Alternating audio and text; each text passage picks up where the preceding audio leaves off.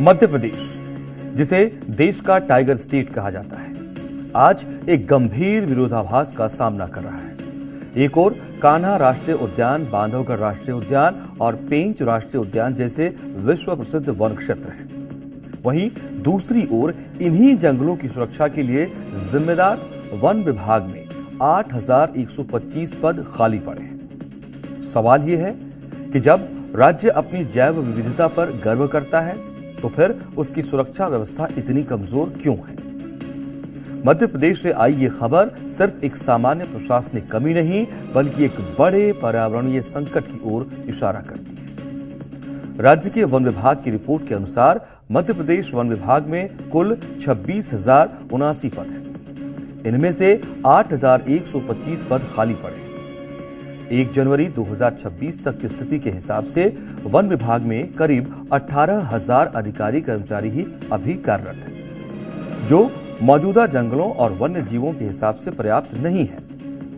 मध्य प्रदेश के वन विभाग में खाली पड़े कुल 8,125 पद में 111 IFS अधिकारी, 215 राज्य वन सेवा अधिकारी और हजारों की संख्या में रेंजर, डिप्टी रेंजर और फॉरेस्ट गार्ड तक शामिल हैं।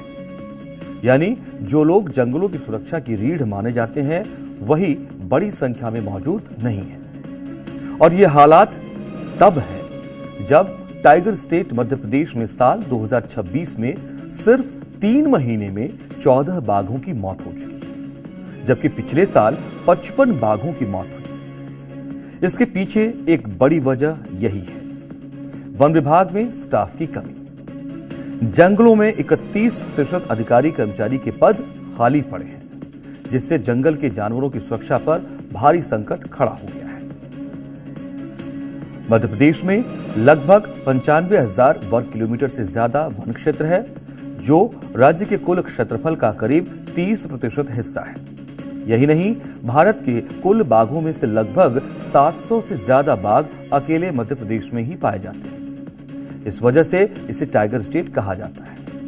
लेकिन इसी टाइगर स्टेट मध्य प्रदेश के वन विभाग में 8,125 पद खाली पड़े हैं। यानी जो लोग जंगलों की सुरक्षा की रीढ़ माने जाते हैं, वही बड़ी संख्या में मौजूद नहीं है।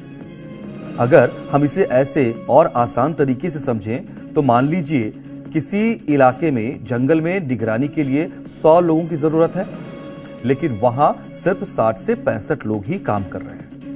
तो ऐसे में 35 से 40% तक की कमी सीधा असर डालेगी। रिपोर्ट्स के मुताबिक कई क्षेत्रों में 30% से 50% तक स्टाफ कम है। यह कोई छोटी समस्या नहीं है, खासकर तब जब मध्य प्रदेश के पास देश का सबसे बड़ा वन क्षेत्र में से एक है। अब सोचिए, इतने बड़े वन क्षेत्र और इतनी बड़ी संख्या में वन्य जीवों की सुरक्षा के लिए अगर हजारों पद खाली हों तो स्थिति कितनी गंभीर हो सकती है। एक फॉरेस्ट गार्ड को कई जगहों पर 20 से 30 वर्ग किलोमीटर तक का क्षेत्र संभालना पड़ रहा है, जबकि आदर्श स्थिति में यह बहुत कम होना चाहिए। तो इसका क्या मतलब है? मतलब है कई हिस्सों में निगरानी लगभग न के बराबर है। मध्य प्रदेश के जंगलों में इतने बड़े पैमाने पर स्टाफ की कमी सरकार की कार्यशैली पर बड़े सवाल खड़े करती है। Centre for science and environment की ताजा रिपोर्ट भी इसी ओर इशारा कर रही है, जिसने सबको चौंकाया है। CSE की रिपोर्ट बताती है कि विकास की अंधी दौड़ में हमारे जंगल तेजी से कंक्रीट में बदल रहे हैं। CSE के मुताबिक जंगल की जमीन पर विकास कार्य पिछले 10 सालों में जितनी वन भूमि गैर वानिकी कार्यों यानी कि विकास और निर्माण कार्यों के लिए दी गई है, उसमें से 22% हिस्सा सिर्फ मध्य प्रदेश का है।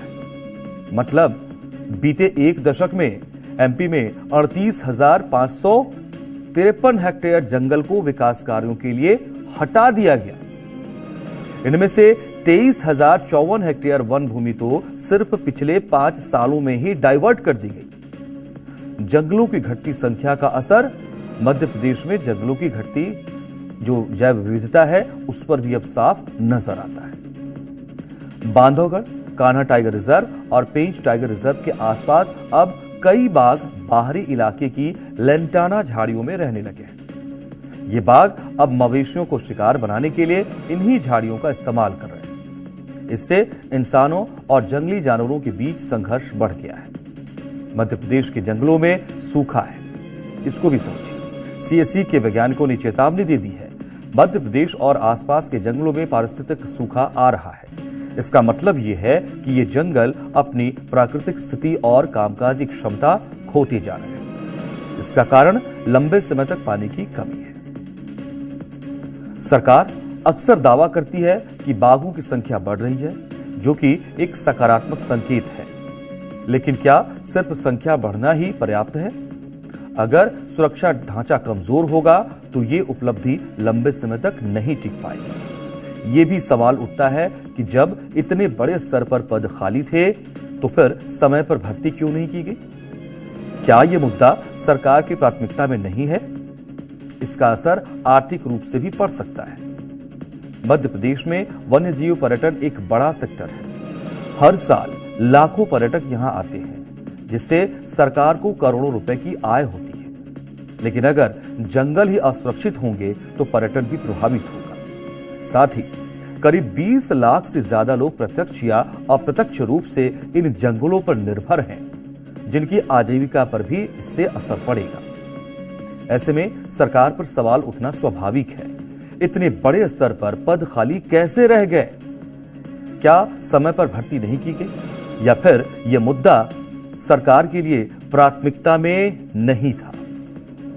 जब दूसरी योजनाओं और परियोजनाओं के लिए तेजी से काम होता है तो वन विभाग में भर्ती क्यों अटकी रहती है? अगर सड़क, उद्योग और शहरी विकास के लिए तेजी से फैसले लिए जा सकते हैं तो फिर जंगलों और वन्य जीवों के लिए यही तत्परता क्यों नहीं दिखाई देती? क्या जंगल और वन्य जीव सरकार की प्राथमिकता में पीछे हैं?